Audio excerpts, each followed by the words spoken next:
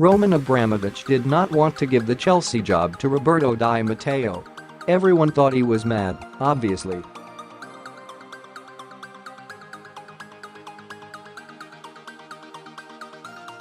The caretaker had delivered the great prize in club football, the Championship of Europe.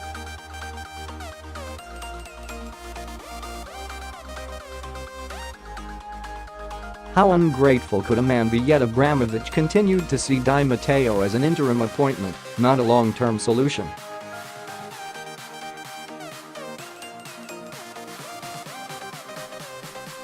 He had been made assistant to Andre Villas-Boas on June 29, 2011, and when his boss was sacked the following March, became a battlefield promotion charged with rebuilding flagging team spirit after a run of 3 wins in 12 games.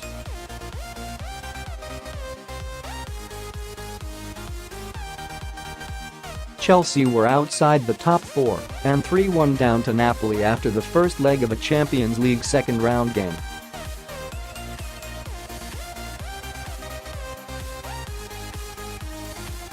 Di Matteo's mission was to do as good as he could in the circumstances.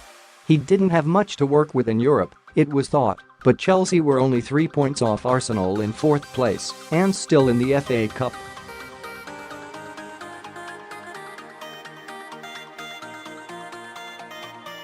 If he could just lift the mood a little, rejuvenate the place, have a go, it would help.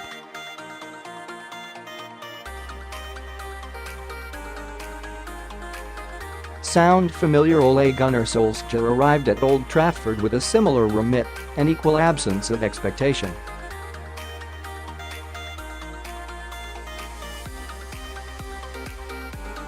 Few expected Manchester United to progress beyond Paris Saint-Germain in the Champions League.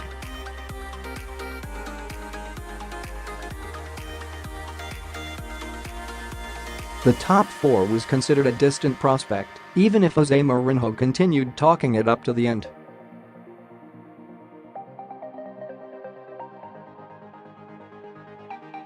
Solskjaer was there to lift morale and dispel the gloom.He was a feel-good appointment that, if truth be known, many of United's rivals privately mocked.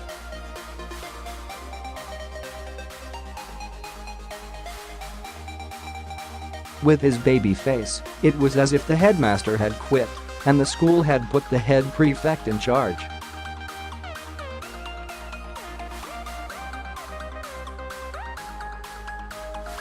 Solskjaer's appointment was further evidence of the mess United were in. They had gone for Jones of the lower 6th as a fireman.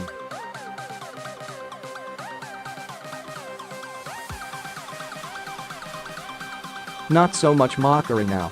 A gentle run of games, the opposition, if not the schedule, has greatly helped, but Solskjaer has now made the best start of any manager, caretaker or permanent, in the history of the Premier League, and the finest of any United manager bar Sir Matt Busby.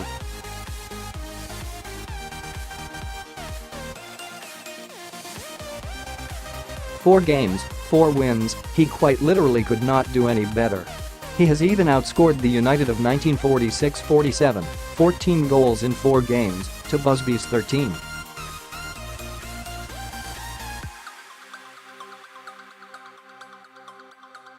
Six points off flagging Chelsea, 3 points behind inconsistent Arsenal. It is no longer hard to imagine United recovering to make the Champions League places.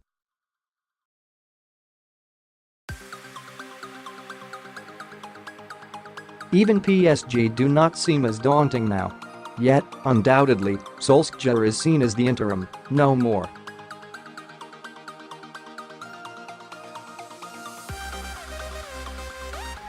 Meaning, even when he does the right thing, Executive Vice Chairman Ed Woodward still ends up with a headache.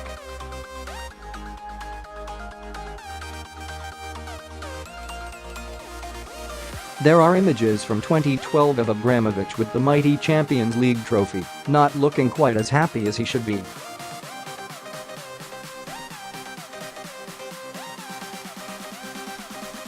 Oh, he's smiling, obviously. But he doesn't have the face of a man who has just witnessed his wildest dreams come true, and against all odds.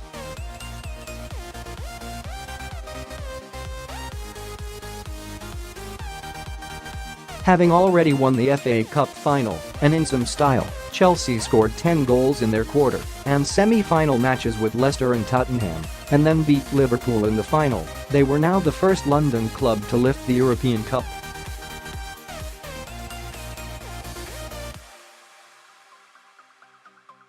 That they did it with 10 men in Barcelona and half the team missing in Munich against Bayern Munich remains one of sport's great underdog triumphs.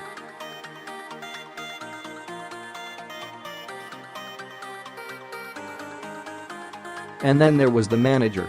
A temporary appointment whose previous clubs were MK Dons and West Brom. This was a masterpiece of stewardship.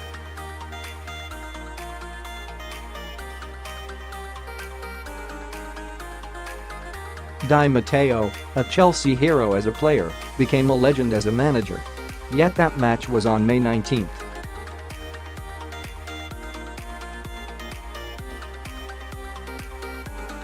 And it was June 13 before Di Matteo was given the permanent job and a rather underwhelming 2-year contract.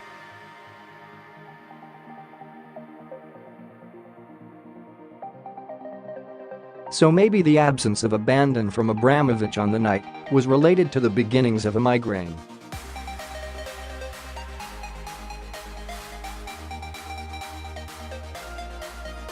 He didn't think Di Matteo should be Chelsea's manager.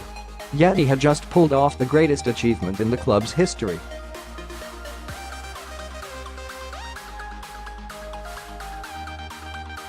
How was he going to square that, do you think, when he can stop smiling and reveling in the rare praise? That thought crosses Woodward's mind occasionally. What if this run continues? What if, with what has always been a reasonable squad, and, up front, an excellent one, Solskjaer's momentum just builds and builds? Sir Alex Ferguson was a difficult act to follow, but the decision to step down was his alone.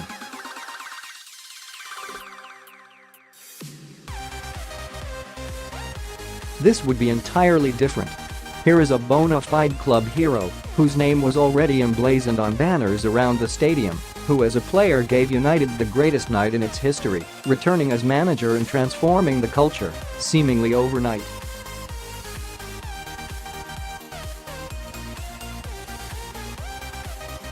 He has Ferguson back on the inside, he has club stalwarts by his side. The football is the antidote to the stagnation under Mourinho.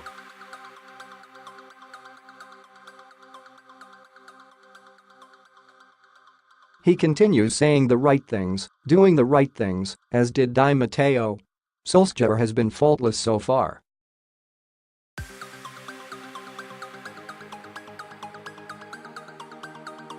What is to be done then?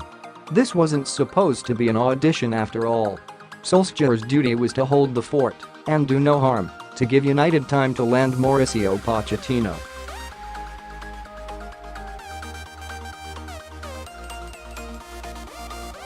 A valid claim of his own makes the schedule all wrong. There is no way Tottenham would let Pochettino entertain talks with United while the season was live.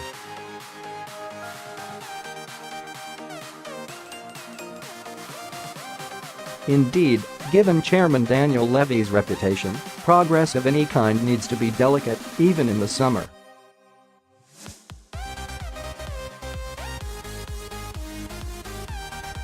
Yet when United's season ends, Solskjaer is free to leave.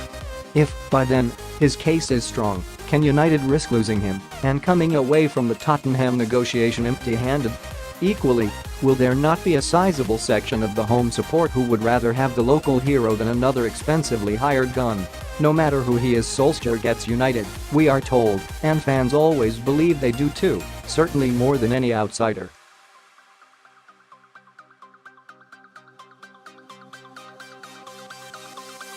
Ferguson's successors have dealt with a lot, but they haven't had to take on the raw sense of injustice that could follow if Solskjaer is made to step aside, having impressed.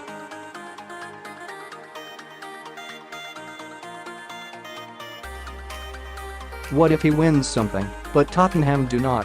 What if the caretaker delivers a finite object that Pochettino has never possessed, a trophy in English football?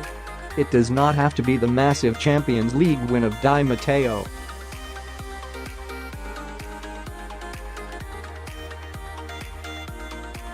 Even the FA Cup would be an improvement head-to-head, unless Pochettino is victorious this year.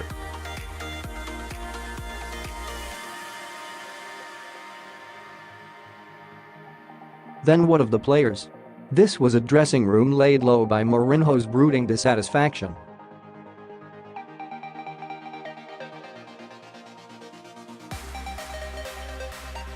After the tension, conflict and negativity of the past 6 months, working for Solskjaer must be a delight.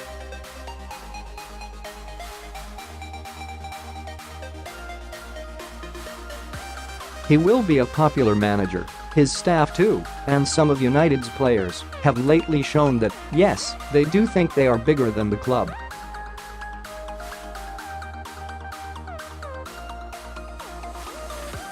Some of the improvements have been too radical for it to be solely Mourinho's work.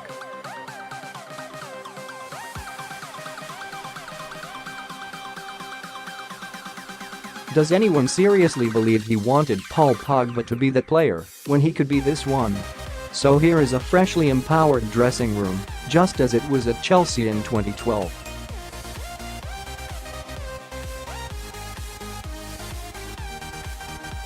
They like Di Matteo the way this United team will be loving Solskjaer. Woodward also has to deal with that in the event of change.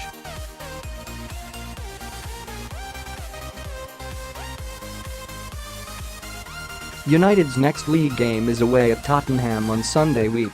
There is no question of Woodward's allegiance on the night.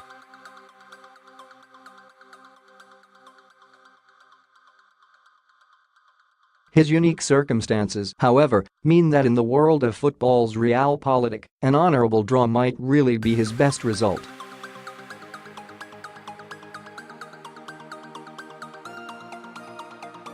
Bellamy's critic is no snowflake. Only those with first-hand experience can claim detailed knowledge of Craig Bellamy's methods as a youth coach at Cardiff.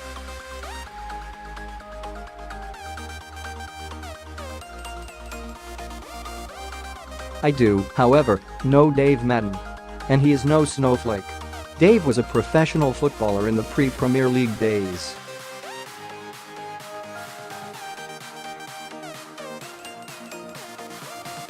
He played in 2 FA Cup finals with Crystal Palace and across a range of clubs, from Arsenal to Maidstone United.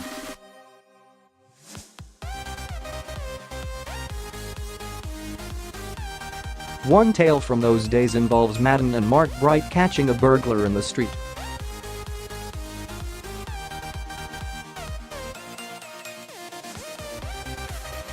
Madden sat on him until the police arrived, while Bright took the man's shoes so he couldn't run.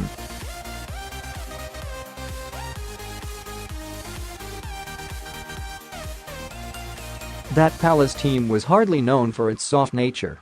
Ian Wright has spoken about the club's bullying culture at that time.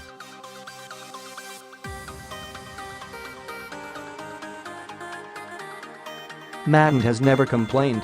He knows how sport is, that it will always be a meritocracy, and that it can be tough, mentally and physically.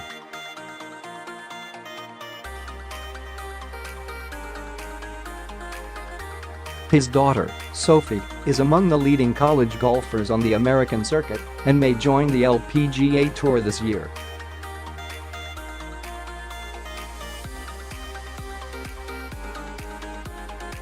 His son, Alfie, now captains the Georgia Military College soccer team, having left Cardiff's academy.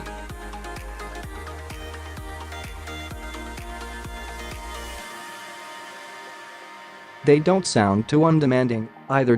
So, if Madden says the motivation for getting Alfie out of Cardiff was bullying by Bellamy, whose job is to guide youth footballers, not intimidate or diminish them, only a fool would dismiss him as some entitled, overprivileged modern parent, as did former Palace chairman Simon Jordan on radio this week.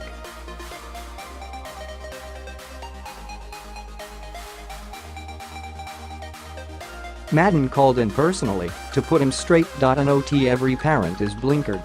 No doubt there are some touchline mums and dads who cannot accept that Junior is not as good as they thought.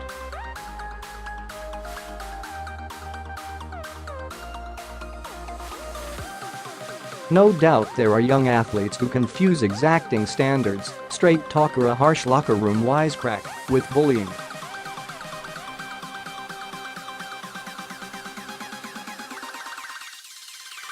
Yet Madden knows the game and how it works. If the allegations made by several parents against Bellamy are correct, it certainly should not work like this.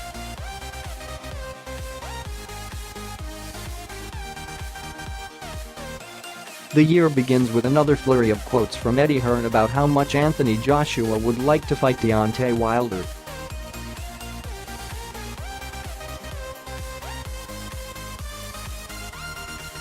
Joshua phones every day, saying bring me Wilder, Hearn claims.And, yet the talk goes on, and the fight doesn't.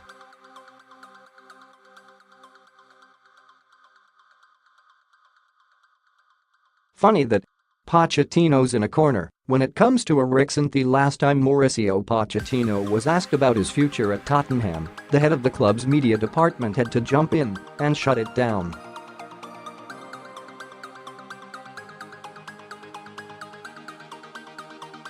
This was because on the previous occasion the subject of Manchester United's interest arose. Pochettino didn't exactly dampen speculation.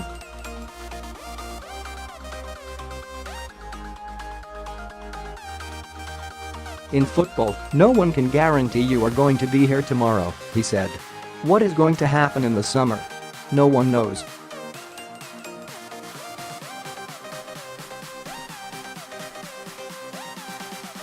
Not entirely true. If Pochettino stated he had zero interest in managing Manchester United and would definitely be at Tottenham next season, predicting the summer would be a lot easier.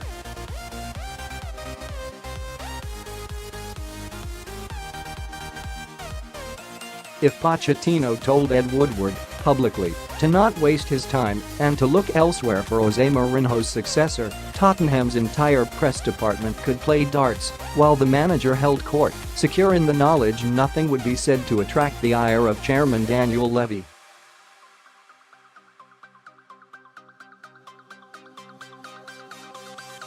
This brings us to Christian Eriksen. For while Pochettino seems rather vague about his own arrangements, he is also being asked about Eriksen, long-term.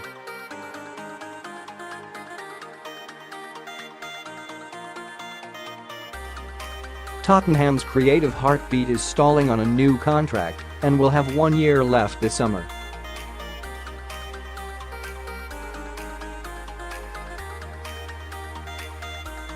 If he will not sign then, Tottenham may have to sell, rather than let him leave on a free transfer.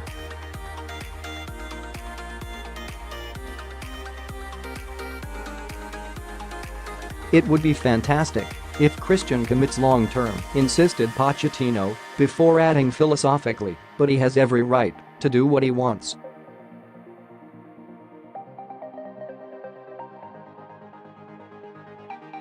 Hardly what the press department needs to hear, but what else is Pochettino to do? Recommend that Eriksen makes a stand he is not prepared to take? Eriksen appears to be as committed to Tottenham as Pochettino is, maybe a lot, maybe not at all.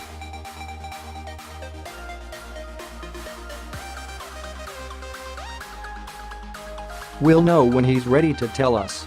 Nice little earner, Floyd, but don't call it entertainment. Floyd Mayweather knocked down Japanese kickboxer Tenshin Nasukawa 3 times in 141st round seconds in an exhibition boxing bout.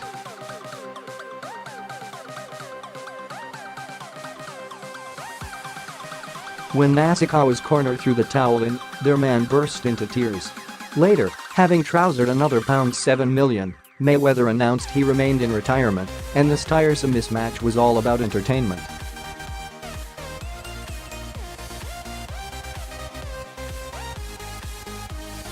Really? Lucrative it may be, but there are 28-year-old reruns of catchphrases that are more entertaining than what Mayweather gets up to these days.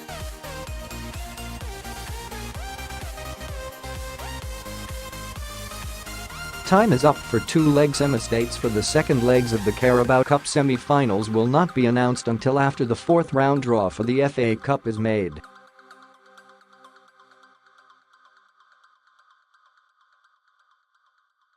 This is due to a sequence of fixture possibilities too dull and complex to explain.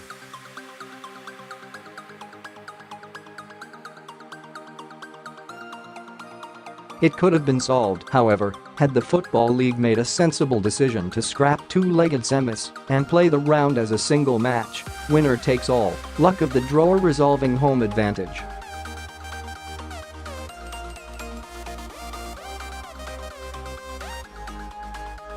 After all, this is the way every other round in the competition, including the neutral venue final, is decided.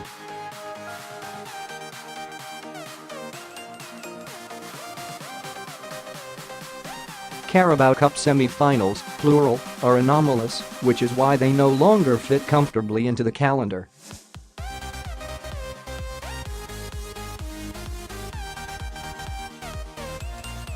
The format of a competition should make sense, and this does not. It is an idea whose time has gone.